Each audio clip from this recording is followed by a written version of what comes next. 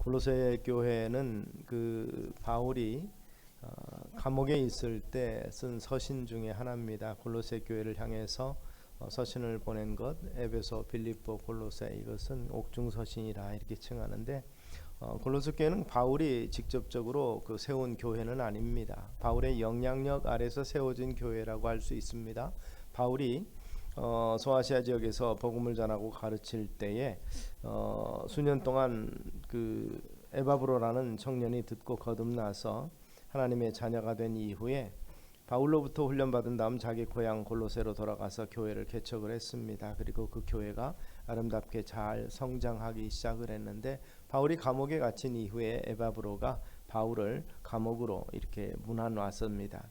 그리고 골로새 교회 형편을 상세하게 보고해 준 것을 인해서 보고를 들으면서 바울이 감사하고 기뻐하는 모습으로, 그래서 골로새 교회를 향해서 편지를 써서 그들을 격려하고 그들을 위해서 바울이 어떻게 마음을 가지고 있는지를 보여주는 그러한 것이 서신입니다. 그래서 직접적인 가르침은 아니지만 복음의 진리 가운데 바로 서도록 하기 위해서 격려의 메시지와 그리고 제대로 된 복음 가운데 바로 서 있을 수 있도록 다양한 것을 보여주기도 합니다.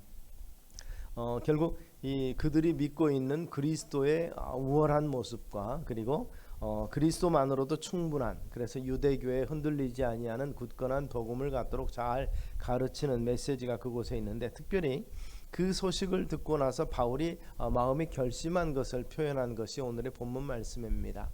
즉 에바브로의 보고를 듣고 나서 이제 우리가 바울과 함께한 동역자들이죠. 바울이 갇혀 있지만 그를 위해서 옥바라지를 하면서 또 주변에서 같이 하는 동역자들이 함께 기도하자 하고 마음을 먹은 이유가 바로 골로새 교회를 위해서 우리가 기도하기를 쉬지 않겠다, 좋은 소식을 듣고 기도하기를 쉬지 않겠다라고 작정한 것입니다. 교회를 위해서 간절하게 기도하되 한두 번 기도하고 끝나는 것이 아니라 끊임없이 계속 기도하겠다는 것이죠. 그 내용이 오늘 본문 말씀인데, 우리가 들으면서 좀 신기하다는 생각해 볼 필요가 있습니다. 당시 골로새 형편을 보면 이 당시 로마 제국 하에 있었던 여러 소도시들, 이러한 도시들이 교회가 발전하기 시작을 합니다. 그런데 문제는 처음부터 교회가 들어가서 귀족이나 상류층에 접근하는 것이 아니라 어떻게 보면 유대인들이 복음을 전했잖아요. 예루살렘으로부터 나가서 복음을 전했는데 유대인들은 로마의 전체로 보면 식민지 중에 하나, 정복당한 나라의 민족의 하나였습니다. 그 사람들이 가지고 있는 유대적인 종교, 이 로마에서 바라볼 때 그 지역에 있는 어떻게 보면 이방인들의 종교가 들어와서 복음을 전파하는 것이 로마의 여러 가지 질서를 어렵힌다, 그렇게 초기에는 생각을 했습니다. 일단 이 하나님의 같은 자녀라는 개념을 가지고 있어서 노예제도나 신분제도나 전쟁이나 이런 것들에 대해서 찬성하지 않는 그러한 모습들이 있고, 그리고 실제적으로 그들이 소수민족으로서 이 로마의 행정권에 들어가면서 결국 같이 핍박받고 어렵고 힘든 자들에게 먼저 복음을 전하게 됩니다. 그들이 사는 곳이 어떻게 보면 좋은 동네 가는 거 아니고 힘들고 어려운 지역에 살면서 자기 가까이 있는 이웃들에게 복음을 전하다 보니까 종도 있었고 노예도 있었고 이 상업을 하기 위해서 무역하기 위해서 오가는 이러한 나그네들, 이런 사람들을 주로 이렇게 접촉을 하게 되고 그들에게 복음을 전하고 그들이 예수를 믿고 이 가정교회죠, 골로새 교회 안에 정착하게 되는 것입니다. 이러한 상황이 있기 때문에 바울이 그 소식을 듣고 성장하고 잘 자라고 있다는 소식을 듣다면 우리는 상식적으로 생각하면 그들에게 정말 신분상의 불이익을 당하지 아니하도록, 종에게는 자유와 노예에게도 정말 시민권을 주어서 억압당하지 아니하고 또 여러 가지 힘들고 어렵게 하는 동안에 곤비치 아니하는 힘과 이런 신분상과 또 경제적인 제약과 이런 것들을 좀 풀어주어서 교회가 좀 풍성해지고 재정적으로 또 인원도 부흥해지는 이러한 성장, 이런 것들을 충분히 기도하게 할 수 있는데, 바울은 뭐라고 먼저 기도합니까? 바로 중요한 기도이기 때문에 계속해야 된다고 하는데 그 핵심 내용이 뭡니까? 하나님 앞에 기쁘시게 하는 교회가 되기를 원한다, 이렇게 말합니다. 하나님을 기쁘시게 하는 교회, 그래서 성장하는 교회, 발전하는 교회, 그리고 교인들의 행복과 여러 가지를 위해서 기도하는 것이 아니라 가장 근본적인 문제, 이미 세워졌고 그것에서 왕성하게 활동하고 있는 교회가 하나님을 기쁘시게 하는 교회가 되기를 원한다 이렇게 말합니다. 그러면서 우선 우리가 살펴볼 것은 세 가지를 10절에서부터 강조를 합니다. 그것은 이 하나님을 아는 것에 잘하는 교회가 되기를 원하고, 또 하나는 이 하나님께 합당히 행할 수 있는, 하나님을 기쁘시게 하기 위해서 그 말씀에 순종하는 그러한 교회가 되기를 원했고, 마지막으로는 모든 선한 일에 열매 맺는 삶이 그들 가운데 있어야 될 것이다. 이것을 기도 제목으로 삼았다는 것입니다. 어디에도 부흥과 그리고 어디에도 행복과 어디에도 평안과 자유를 위해서 기도하지 않습니다. 원래 이게 교회가 강조하는 것이 그런 것들 아닙니까? 그럼에도 불구하고 사도 바울이 중요하고 생각했고 우리가 쉬지 않고 계속 이것을 위해서 기도하겠다고 하는 내용이 바로 이 같은 핵심 내용인 것입니다. 그래서 오늘의 교회도 바로 그런 면에서 복음의 순수성을 위하고 하나님의 뜻을 위하고 하나님의 기뻐 받으실 만한 그러한 교회가 되기 위해서 필수가 뭐겠습니까? 물론 이 교회가 규모가 커지고 규모가 커지면 하는 일도 많아지겠고 또 큰 일로 행하고 작은 교회가 할 수 없는 일을 행할 수 있는 그러한 여러 가지 이점도 많겠지만, 가장 중요한 문제는 그 교회가 그 사역과 섬김과 예배가 하나님을 기쁘시게 하느냐. 바울의 핵심 관점은 여기 있었습니다. 골로새 교회를 향해서도 바로 그 같은 이 권면을 하고 있는 것이죠. 오늘 우리의 교회도 이와 같이 되기를 주의 이름으로 축원합니다. 우리의 세움이, 우리의 모임이, 그리고 예배드림이 하나님을 만족하게 하고 하나님을 기쁘시게 하는 교회가 되고, 그렇게 돼서 우리를 향하신 하나님의 뜻을 펼치는 선한 열매가 있는 교회가 되어야 되지 않을까 생각을 해봅니다. 그런 면에서 바울이 골로새 교회를 향한 기도 제목을 살펴보면서 우리가 같이 은혜를 나누고자 하는 것이죠. 세상에서 바울은 이거보다 더 중요한 기도 제목이 없다고 생각하기 때문에 이것 위해서 이제는 쉬지 않고 기도하겠다고 한 것이 아닌가 생각을 해봅니다. 이들의 가난을 물리쳐 주시고 세상에서 좀 사람 대우 받을 수 있도록 신분도 바꿔 주시고, 또 이런 것들을 기도할 수 있는데도 불구하고 하나님을 기쁘시게 하는 자들이 되게 하옵소서. 바로 이런 부분이죠. 그러니까 역설적으로 말하면 좀 가난해도 괜찮습니다 이거예요. 천대받아도 좋습니다. 이 지금 상황에서 신분적인 변화가 없어도 상관이 없습니다. 핍박을 당해도 괜찮습니다. 그러나 골로새 교인들이 범사에 하나님을 기쁘시게 하는 거룩한 목적을 가지고 거룩한 하나님의 자녀되게 하셨으니 거기에 합당하게 살게 하옵소서. 이것이 사도 바울의 큰 기도 제목이고, 이것은 하나님이 기대하시는 바, 어떻게 보면 하나님의 비전이라고도 할 수 있는 것입니다. 그 완성을 위해서 바울은 기도하기를 쉬지 않겠다. 혼자 기도하는 것이 아니라 자기와 합력한 모든 사람들, 우리가 함께 기도하기를 쉬지 않겠다고 이렇게 말합니다. 한동안 한국에 와서 여러 유럽의 교회, 우리가 보면 이제 선진 교회라고 할 수 있는 지도자들이 와서 사경회도 하고 세미나도 하고 다양한 것을 했습니다. 이렇게 하고 나서 큰 집회를 하고 나서 모임을 갖고 있을 때 기자가 그런 질문을 합니다. 한국 교회의 발전과 또 이런 규모와 이런 것들, 모임의 모습을 보면서 좀 뿌듯하면서 우리 한국 교회를 보시면서 특별한 혹시 느낀 점이 있습니까? 그랬더니 이분이 그런 얘기를 해요. 열정적으로 모이는 모습을 보면서 참 감사하면서 마음이 뜨거워졌다, 이렇게 이야기를 합니다. 유럽의 교회는 어떤 면에서 보면 차갑게 식어가는 그런 교회의 모습이기 때문에 안타깝다 그러면서도 한국 교회를 향해서는 그런 얘기를 했다고 합니다. 하나님 중심으로 사는 거 참 좋은 것이다. 그런데 또 하나는 하나님 중심인데 둘째가 자기 중심이 된다는 것을 이야기를 지적을 했습니다. 자기 교회, 자기 삶, 자기 행복이 굉장히 강조된다. 그래서 감사헌금을 이렇게 쭉 넣은 것을 리스트를 보면서 그거를 통역하는 분에게 이 기도 제목이 뭡니까? 라고 물어보는 게 전부 자기 행복을 위해서 구한 것들이, 하나님의 영광과 나라 건설을 위한 기도보다는 감사의 내용들이 주실 것에 대한 감사가 너무 많았다, 이렇게 이야기를 하고, 세 번째는 물질에 대한 기대가 너무 크다, 이렇게 말하는 겁니다. 물론 우리가 참 어려운 시절을 살아왔기 때문에 전후 그리고 전쟁을 치르고 나서 참 힘들고 어려운 시절에 잘 살아보세를 이야기하고 선진국에 대연해 간다는 것은, 우리가 그때 생각했던 개념의 선진국은 국민 소득이 높은 나라들, 이런 나라들을 바라보면서 열심으로 살았기 때문에 그런 면에서 성장하고 쓰는 것. 그런데 사실 OECD 국가 중에서 상위에 랭크되는 나라가 됐는데도 불구하고 우리는 아직도 좀 더 하고 있다는 것이죠. 이제는 그런 면에서 그런 부분에 대한 기대가 좀 큰 것 같다, 이렇게 평가했다고 합니다.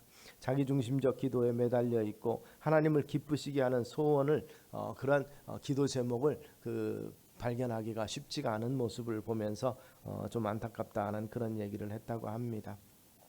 하나님을 기쁘시게 하기 위해서 우리가 해야 될 일은 뭘까요? 첫 번째, 바울은 그렇게 말합니다. 하나님을 더 알기를 원합니다. 하나님을 모르고 어떻게 하나님을 기쁘시게 할 수 있겠습니까? 하는 그러한 기도가 우리에게 필요하다는 것을 바울은 이야기하고 있는 것입니다. 그런데 사실 하나님을 안다는 것 사실 쉽지 아니합니다.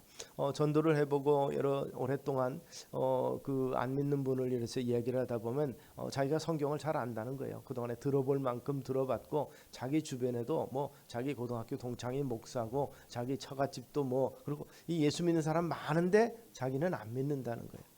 또 믿긴 믿을 거라는 거죠. 그러면서 언제 믿겠습니까? 라고 말하면 이제 나중에 인생 다 살고 죽을 때 믿으면 되지 않겠는가? 그러니까 자기 즐거움 다 살고 마지막에는 구원 딱 받고 천국 가면 좋지 않겠는가? 천국 가면 좋은 거니까 그런 생각을 하고 있는 거예요. 근데 그럼 왜 지금은 안 믿습니까? 그랬더니 지금은 교회를 안 믿습니다. 이 말은 교회를 안 믿는 게 아니라 교인들을 안 믿습니다. 이렇게 얘기하는 거예요. 자기가 아는 바에서 말씀대로 사는 교인들을 보기가 쉽지가 않습니다. 이렇게 얘기하는 거예요. 자기가 알고 있는 바 성경 지식대로 살아가는 사람들을 보기가 힘들다는 거죠. 문학평론가이면서 굉장히 유명한 한국의 그 문필가를 한 교회에서 초청을 해서 강연을 했다고 그래요. 그런데 왜냐하면 그 사람은 무신론자로 유명한데 왜 그 사람을 강연을 했는가 이유를 보니까 자기를 예수 믿지 않는다고 말하고 다니는데 그 믿지 않는 이유를 좀 들어보자 그래서 불렀다고 그러는데 그가 그런 얘기를 했다고 그래요. 자기는 산상수훈을 너무 좋아한다는 거죠. 그래서 성경도 신약을 다 읽어봤고 구약은 다 읽지는 못했는데 유대인의 역사이기 때문에 사실 별로 마음이 끌리지가 않았다. 이런 얘기를 하면서 그것을 다 읽었는데 예수 그리스도의 가르침은 참 대단한 것이다 이렇게 말합니다. 그래서 자기는 산상수훈을 너무 좋아하는데 그대로 살고 싶다. 자기도 그렇게 이야기를 합니다. 근데 문제는 산상수훈을 지키며 사는 교회를 여태까지 자기는 한평생 바라보지 못했다. 발견하지 못했다. 이렇게 얘기를 했다고 그래요. 그래서 그런 교회 있으면 소개해주면 자기가 그 교회 나가겠다고 얘기를 했다고 합니다. 어떻게 보면 우리 교회 볼 때 참 모욕적인 언사죠. 그런 면에서 너네가 부족하니까 진리는 분명한데 너희가 부족하니까 너희들과 함께하기 싫다. 어떻게 보면 참 모욕적인 언사인데 교회가 그런 모욕을 받을 이유가 있겠습니까? 하나님을 정확히 그가 알 수 있는 겁니까? 산상수훈이 전부가 아니거든요. 성경이 또 전부가 아닙니다. 성경은 하나님을 다 보여주지 아니하고 우리 구속에 관한 진리를 일부를 보여준 것뿐입니다. 그러면서 하나님의 구속의 계획에 관한 필요한 것들을 보여주는 것이지 삼라만상 하나님 창조한 모든 세계와 하나님에 대한 모든 것을 다 밝히 보여주고 있는 것은 아닙니다. 성경이 보여주고 있는 하나님의 세계는 지극히 제한적인데 그 성경도 다 모르면서 우리가 하나님을 어떻게 알 수 있다고 합니까? 어거스틴이 변화되고 나서 여러 가지 신학과 이런 부분들에서 고민을 하고 또 하면서 제일 그가 힘들었던 부분이 그는 이 고백을 합니다. 삼위일체에 대한 개념을 이해하기가 너무너무 힘들었다는 거죠. 지상에 없는 것이기 때문에 그렇습니다. 자기의 상식이 없는 삼위일체에 관한 교리를 완성을 시키고 뭔가 성경을 정립을 해야 될 텐데 너무 고민스러워서 바닷가를 산책하는데 조그만 아이가 부지런히 움직이는 것을 봅니다. 보니까 바닷물을 조개 껍데기로 떠다가 웅덩이를 파놓고 열심히 담고 있어요. 그 뭐하니? 그랬더니 바닷물 좀 여기다 담아보려고 그런다고. 이 바닷물을 여기다 어떻게 담을 수 있냐? 그러니까 언젠가 되지 않겠어요? 그러는 거예요. 그런데 이게 그 말을 듣는 순간 굉장히 큰 충격을 받았다고 그래요. 조그만 조개 껍데기로 아무리 담아보았자 조그만 웅덩이에 저 큰 넓은 바다를 다 담을 수 있겠는가? 하나님이 창조한 이 조그만 이 인간의 머릿속에 두뇌 속에 가슴 속에 하나님이 근무하는 세계를 담을 수 있겠는가? 결국 받아들이는 것 그거 외에는 방법이 없을 것이라는 것을 깨닫게 된 것이죠. 하나님을 안다는 거 쉽지 않은 일입니다. 성경을 다 알지도 못하면서도 하나님을 아는 일에 여기서 멈춰가지고 되겠느냐 이 말이죠. 그래서 말씀을 더 배우고 더 알아야 되겠다는 것이죠. 그래서 물통에 물을 부으면 물이 차오르듯이 우리의 성경 또 하나님에 관한 지식도 배우면 배울수록 쌓여갈 수 있는 그러한 일이 필요하다는 것이죠. 그래서 골로새 교회를 향해서 하나님을 좀 더 알기를 원한다. 단순히 유대 종교가 아니라 온 일을 구원하기 위한 하나님의 사랑과 공의가 무엇인지를 아는 교회가 되기를 원하고 그것을 알므로 인해서 하나님 기뻐하시는 선한 열매가 가득한 교회가 되기를 원한다는 거죠. 그 선한 열매가 가득한 일이 되기 위해서 선한 열매를 하기 위해서 중간 과정은 뭡니까? 말씀의 뜻을 알고 그 뜻을 행하는 거죠. 순종하는 것입니다. 하나님의 뜻에 반대로 행하면서 하나님이 원하는 열매를 맺을 수는 없지 않겠습니까? 그래서 골로새 교회를 향한 바울의 기대는 그거예요. 하나님을 좀 더 알면 되겠다. 이 세상을 향한 하나님의 뜻, 단순히 내 자신의 목적과 내 자신의 행복만을 위해서 하나님께서 우리를 구원하신 것이 아니라는 것을 깨닫고, 그리고 나서 그렇다면 우리를 부르신, 만세전부터 우리를 택하시고 부르셨다고 그러는데 그 부르심의 목적인지를 알아서 그 부르심의 목적에 합당하게 해야 되지 않겠는가? 행하는데 어떻습니까? 결과가 필요하죠. 결과가 나타나는데 그것이 선한 열매가 되기를 원하는 거죠. 하나님이 원하시는 선한 일들, 하나님 기뻐하시는 거룩한 일들, 그러한 일들이 감당되는 교회가 되기를 바울은 기도하고 있는 모습입니다. 그런 면에서 오늘 2000년 전에 골로새 교회를 향한 이 바울의 기대가 오늘 우리를 향하신 하나님의 기대도 변치 않을 것이라고 생각합니다. 그래서 우리는 성경을 읽는 것이죠. 골로새 교회는 이 에바브로가 세운 교회 말고도 작은 가정 교회가 여러 개 있었습니다. 그런 교회에 이 바울의 서신을 회람해서 돌려 읽었다고 그랬습니다. 그들에게 이것이 읽혀지는 한 그들은 이 말씀대로 지켜 행하면서 바울이 기대하는 것, 하나님이 원하시는 모양대로 성장하기를 소망했을 것입니다. 오늘의 우리 교회들도 바로 이와 같아야 될 줄로 믿습니다. 바로 그런 면에서 하나님이 기뻐하시는 교회, 그래서 그 기쁨의 열매가 되도록 하기 위해서 성장하기를 원하는 것, 그 성장해 나가는 과정 가운데서 하나님의 말씀에 순종하고 또 배우는 직분을 세우는 것도 있고 또 말씀을 배우는 것도 있고 하나님을 위해서 선한 사역을 하는 것, 또 땅끝까지 이르러 복음 증거되는 그런 선교적인 사명 감당하는 것과 주변을 전도하는 것들, 우리의 자녀들을 복음의 진수하루로 들어오게 만드는 것들. 저는 천주교 미션스쿨을 6년을 다니면서 중고등학교를 다니면서 그들의 교육 방침과 그런 그들이 미션스쿨 세운 건 뭡니까? 우리와 똑같습니까? 그들의 교회를 천주교회를 전파하고 활성화시키고 신자를 늘어내게 하는 거예요. 전 세계 인구를 통해서 보니까 82억 중에서 26억 정도가 기독교인이라. 기독교인은 뭐가 포함되어 있냐면 천주교와 성공회와 개신교와 기타 여러 가지 이 기독교로서 이단 빼놓고 모든 것을 포함이 됩니다. 그게 전부 26억 정도 되는데 놀랍게도 이 천주교는 12억입니다. 그런데 개신교가 6억입니다. 개신교가 우리 한국은 좀 더 많습니다만은 그러나 세계적인 추세를 보면 그들은 분명히 우리 개신교의 2배의 인원을 가지고 있어요. 이런 걸 보면서 왜 이렇게 놀랐냐면은 그들은 열심히 어떻게 보면 천주교는 별로 전도 안 하는 것 같은데 어떻게 저런 숫자가 늘어났나. 그래서 사실 자녀들이 다 그들에겐 등록교인입니다. 천주교인의 자녀들은 사실상 등록교인이라 실제적으로 교회에 나오고 또는 실제적으로 그 미사에 참석하는 사람들은 그렇게 많지 않을지도 모르겠습니다만은 그들은 무조건 태어나면 가서 교회에 등록하잖아요.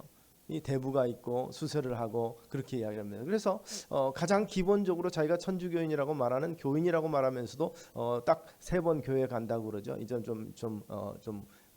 뭐랄까 좀 비하하는 얘기가 돼서 좀 죄송한 얘기는 하지만 그들 말이 그래요. 그들 말이 태어나서 유아 세례 받기 위해서 가고 결혼식 하기 위해서 성당에 가고 나중에 장례식 때 성당에 간다. 그래서 3번만 가도 자기들은 신자라고 얘기를 합니다. 그리고 또 이들의 교육을 어떻게 합니까? 유치원 교육을 특별히 합니다. 유치원 교사들이 확실하게 제대로 되는데 거기 수녀님 교사들이 지금은 좀 많이 바뀌었지만 저희가 다닐 때 중고등학교 때도 수녀님들이 그 교사로 들어오신 분들이 많습니다. 엘리트들입니다. 좋은 학교 잘 나오신 분들이 결국 학교에 와서 교육에 종사를 하고 있는데 그 당시에도 유치원에도 수녀님들이 대학을 졸업하고 유아교육을 하고 그러고 나서 좋은 이 재질을 가진 분들이 가서 교육을 합니다. 그래서 그 주임 신부님과 이제 저희가 미션스쿨이기 때문에 같이 얘기를 하고 그 얘기를 하면서 그러면서 우리들은 유치원 교육에 굉장히 심혈을 기울일 필요가 있다. 그러면서 보통 유치원의 그 설립 목적과 정관을 보면 그 안에 내부적인 내용은 6개월 안에 그들을 신자로 만드는 일이 중요하다는 거예요. 유치원에 등록을 하면 그들을 6개월 안에 결국 천주교인으로 만드는 거룩한 목표가 있다고 그들은 이야기합니다. 부모님들은 시설 좋고 교육 환경 좋고 그러니까 정말 기독교인들도 같은 기독교니까 뭐 하나님 믿고 그러니까 그쪽에 보내는데 문제는 그들이 자라면서 제가 미국에 있을 때 한 교회 열심으로 섬기는 분이 고민을 이야기를 했어요. 그 딸을 학교를 보냈는데 프랩스쿨입니다. 그 사립학교인데 굉장히 이제 사업을 하면서 경제적으로 여유가 있으니까 대학 명문대 진학률이 좋은 학교를 보내기 위해서 프랩스쿨을 보냈는데 천주교 그 배경 즉 성공의 배경의 학교를 보냈습니다. 그래서 중학교 2학년 때부터 전학시켜서 고등학교 1학년이 됐는데 너무 힘들어요. 그래서 뭐가 힘듭니까? 공부를 안 해요. 그랬더니 공부를 열심히 잘해요. 그런데 그럼 뭐가 문제입니까? 대화가 안 돼요.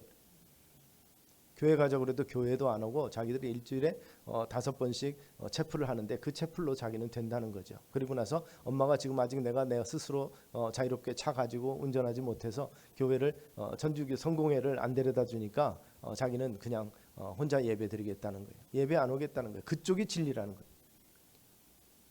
2년 반 동안 학교 다니면서 그들은 그 교리를 확실하게 심어주니까 장로교를 다니는 그 부모 밑에서 어려서부터 주일학교 신앙을 했던 친구가 대화가 안 통한다. 그래서 걔하고 늘 싸워요. 이렇게 얘기를 해요. 세상적인 목적을 위해서 장래를 위해서 좋은 학교를 보내놨더니 배경을 잘못 가르쳐놨더니 영적인 이 방향이 달라져 버린 것입니다. 이런 부분들을 우리가 생각해 볼 필요가 있습니다. 하나님의 뜻을 이루는 것. 물론 넓은 관점에서 볼 때 거기도 교회라고 우리는 이 열린 그 성찬식을 갖습니다. 오픈 커뮤니언을 갖기 때문에 장로교회는 그쪽에서 세례 받아도 우리가 교육을 하고 우리 그 교회의 그 나름대로 가르침을 순종하겠다 그러면 성찬에 참여하도록 당회가 허락을 하는 것이 우리 장로교 개신교의 모습이지만 그들은 어떻습니까? 개신교가 가면 제세례를 받게 합니다. 그들이 바라보는 관점에서 우리는 교회가 아니라는 거예요. 성부와 성자의 성령 이름으로 자기들 이름으로 세례를 해야 그들의 교인이라고 생각하는 거죠. 그런 면에서 궁극적으로는 성부 성자 성령의 이름으로 베풀어진 것을 우리가 부인하지 않기 때문에 그들도 하나님의 거룩한 자녀로 돌아오는 자녀로 인정을 하고 있는데 하나님의 뜻이 어디에 있는지를 우리는 성경을 정확히 보기를 원하는 거죠. 사실 성공회 같은 경우는 영국의 어떻게 보면 이 독립된 천주교와 같은 것입니다. 왕의 헨리 8세기에서 세워진 그러한 이 천주교에 반해서 그렇게 된 교회이기 때문에 교리가 천주교와 비슷합니다. 그런 차원에서 이 개신교의 복음과 너무 다른 것이죠. 그런 것 때문에 갈등하는 모습을 볼 수가 있었습니다. 그런 갈등하는 과정 속에서 하나님의 뜻을 선하게 이룰 수 있겠는가 생각을 해볼 때 안타까움이 있는 것입니다. 그래서 어려서부터 말씀을 바로 배우는 것, 그래서 디모데가 어려서부터 바울과 교제를 통해서 말씀을 배우고 교회의 지도자로 잘 자라간 것을 생각해 보면 참 귀한 일이죠. 에바브로가 젊을 때 바울을 만나서 정말 복음을 듣고 그 안에 회심하고 돌이켜서 돌아가서 귀한 사역을 감당하고 골로새 교회가 성장하는 모습, 귀한 모습입니다. 하나님이 기뻐하시는 귀한 열매, 그러한 열매로 나타나는 교회의 모습을 위해서 지금도 우리가 수고해야 될 것인 줄로 믿으시기를 바랍니다. 그런 면에서 바울은 궁극적으로는 하나님의 선한 일을 위해서 열매 맺는 교회가 되어야 될 것이라는 것을 이야기합니다.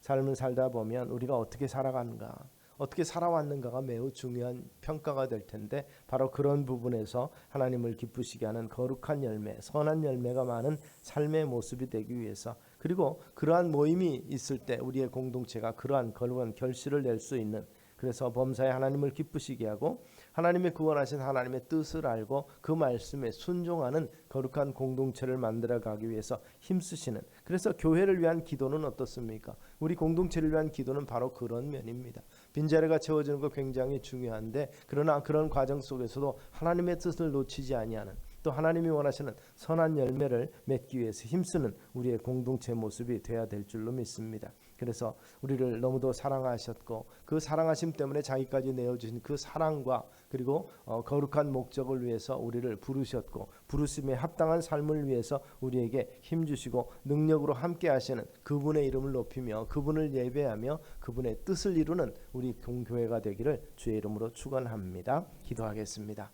사랑과 은혜가 많으신 아버지 하나님, 참으로 우리를 부르신 거룩한 목적이 있는 것을 기억합니다. 하나님을 기쁘시게 하는 자들이 되기를 원합니다. 하나님을 기쁘시게 하는 교회가 되어서 하나님의 영광을 드러내기를 소망합니다. 이를 위해서 우리 기도 제목이 정말 거룩해지기를 원하고 하나님의 뜻에 합당한 모습이 되기를 소망합니다. 계속해서 우리가 함께 이 같은 기도 제목을 놓고 기도함으로 하나님을 위한 하나님의 뜻에 합당한 거룩한 열매 맺는 공동체 되게 하옵소서. 예수님 이름으로 기도드리옵나이다. 아멘.